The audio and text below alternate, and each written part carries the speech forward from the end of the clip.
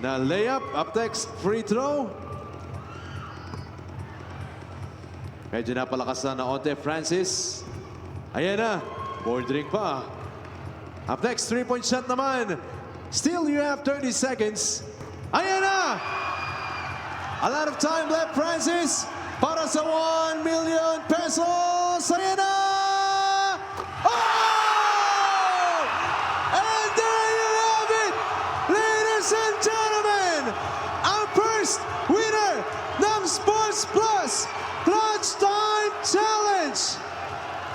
Walang iba kundi si Francis Ablan ng Santa Cruz, Ilocos Sur.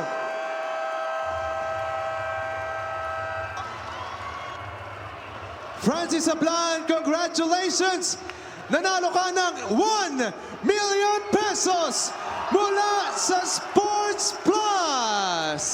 The San Jose Belmonte Gym in Bulacan for your Maharlika Pilipinas Basketball League. My name is Mika Abisamis at kasama ko ngayon ang ating Sports Plus 45-second clutch time winner of 1 million pesos. Walang iba kung hindi si Francis Ablan of Ilocos Sur. Congratulations, Francis. Siyempre gusto ko lang malaman, unang-una, ano yung una mong naisip nung nakita mong pumasok yung bola sa ring? Di pa ako makapaniwala. Binato ko na lang po. Gulat po ako, pumasok po agad eh. Okay, napag-usapan mo na binato mo. Gusto ko malaman, pinaghandaan mo ba to? Sigurado ako nanonood ka ng MPBL, nakikita mo yung mga sumusubok pag halftime. Nag-practice ka ba para dito? Hindi po. Gulat, di po. Napasali lang po ako bigla. Pagpasok po dito, tapos hinila po ako agad eh.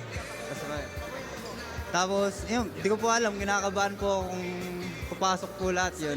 Pero tungkol dun sa mga, di ba, merong halftime shot, merong 3-point shot. Ano ba dun talaga yung forte mo? Saan ka ba talaga magaling? Sa tres lang po. Yung half court mo, yung half court. Lahat, di po ako makapaniwala kung pumasok po yan. Sino ba mga kasama mo dito ngayon? Meron ka ba mga kasamang kaibigan dyan, mga fans? Yung mga fans ko dyan. Apo. Okay, dahil dyan, sino mga gusto mong batiin? Kanino mo gusto magpasalamat? Mabati po ako sa Ilocos sa Ablan family, tapos sa amin po sa Panabang family. Anong gagawin mo sa 1 million? Iipunin mo ba yan? Meron ka bang bibilin? Ililibre mo ba kami, Francis? Hindi ko po alam kung saan po ipupunta po.